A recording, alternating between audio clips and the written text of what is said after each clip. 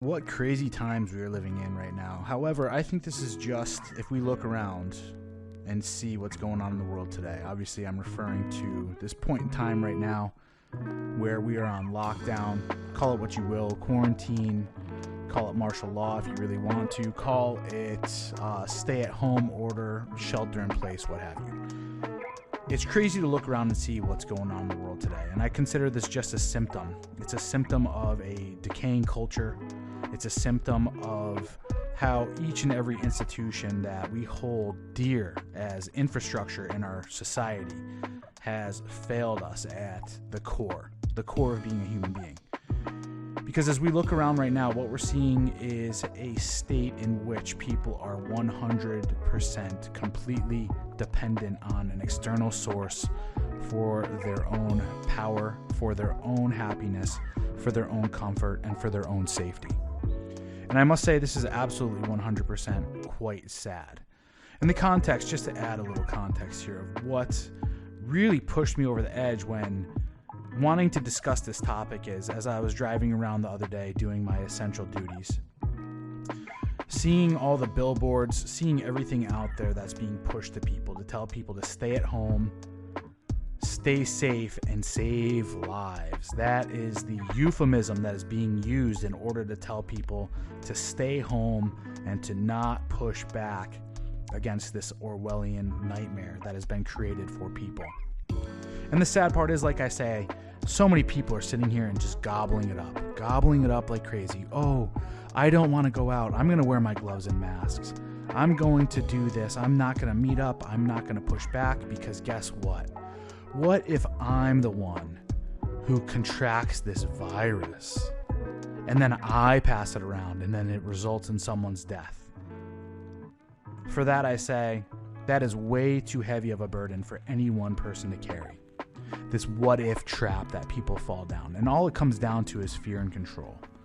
This verbiage that's being used, telling people to save lives. It's this fear of being the bad guy that people have been 100% conditioned against. It is fear, if you really look at it. What is fear? Well, fear is the ability to control. It's the ability to stop people from pursuing what they want to pursue. And that's what the control is. And where is this control coming from, people? You have to ask the question. Well, this control is just merely coming down from our government. And why is that? Well, essentially, if you really look back, and this is what I want most people to do, is reflect. Look at the way that we've been raised. Look at the way that we have been programmed through our churches, through our schools, through our media, and even our own government. It is this fear campaign, and it's been usurped in a way. It's been subverted in the human mind as this savior being saved complex. I want you to think about that, really, honestly, because that's where most people's obsessions come in today. It's so easy to be the hero by taking no action. Look around, and that's what people do. People consider themselves a hero by staying at home. How easy is that? Oh, wow. Gives you the warm fuzzies right now, doesn't it? Ooh, guess what? I'm doing my job to save my community by giving over all my freedoms, by staying at home, by not pushing back against what we're told to do by this level of authority. And it's because it's a codependent relationship, living in a feminine-based society where it is 100% allegiance to a government that is supposed to be the daddy, handholder, nanny state that it has become. Please protect me, government. Protect me from my evil ways of spreading around this invisible terrorist. And what better way to be a warrior on the front line of the war against this virus than to just be an obedient soldier? Oh, you're telling me all I have to do is stay at home and I'm saving lives. The reality is simply this. You'd be more of a soldier. You'd be more of a savior if you were to go about doing and living your life as free as possible. Why is that? Well, because frankly, here's what it comes down to. Life is not guaranteed to you. Life is not a right. And I know there will be a lot of pushback when I say things like that. But no one can guarantee life. Not a government, not a religion, not a media outlet, not your schools. No one has the power to guarantee you that you're going to live. The only person that has that power to choose life is you. Let me repeat that, because most people don't understand this concept. Your life is your choice.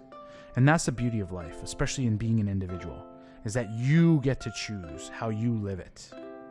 You get to choose how long it lasts. And the greatest part is this: even if it doesn't last, what type of life would you rather live? The one that's comfortable and safe, but you give over all of your rights, all of your freedom, all of your ability to create and do what you desire in order to experience this reality that we live in? Or would you much rather die a person that says, you know what, I lived life on my terms? Oh, but maybe your actions are going to be what's responsible for somebody else dying. So what? Do you drive a vehicle every day? Honestly, do you drive a vehicle every day? Because you have far more of a chance of ruining someone else's life driving that vehicle than you do by just going around and operating your life today as a free person, walking around, going to gyms, going to the market, buying what you choose, exercising outside. But yet, it's so easy for people that have been coddled their entire lives to just obey. My biggest question here is this, though, and this is really where I want to go with this, is it's a question of, are you worthy of being saved? And that's the truest question I want to ask people. Because if you're the type of person that isn't living life to the fullest, isn't designing their own life, isn't taking life by the reins and driving it in their direction, are you really living? And with that said, even if there was a savior type to come around, why would that savior choose you to be saved? Because you're obedient? Because you feel entitled to live? Because you've done all the quote-unquote right things? We live in a society today that, again, as I've said, believes that they can be the savior and the saved. And it is a notion of just ultimate comfort. It's this idea that if I continue to just do what I'm told, that when I'm in a sticky situation, something bigger than myself is going to come and save me.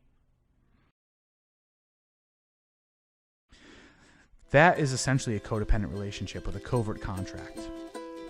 It's a mindset that I just go along to get along. I just do things in life to kind of get by. But then, if anything were to happen where I get myself into a sticky situation, this big, gigantic entity is going to come around and it's going to pull me out of the muck. It's going to pull me out of the quicksand because I've paid in to this system. And I want to ask you a question. Do you really, truly believe that that system's going to come and take care of you?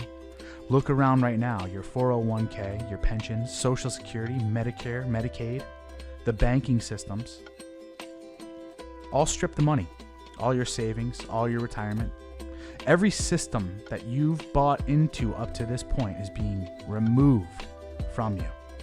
Taken by the people 100% leached off of your comfort, off of your need for safety, your need for security, and your lack of desire to take control over your own life.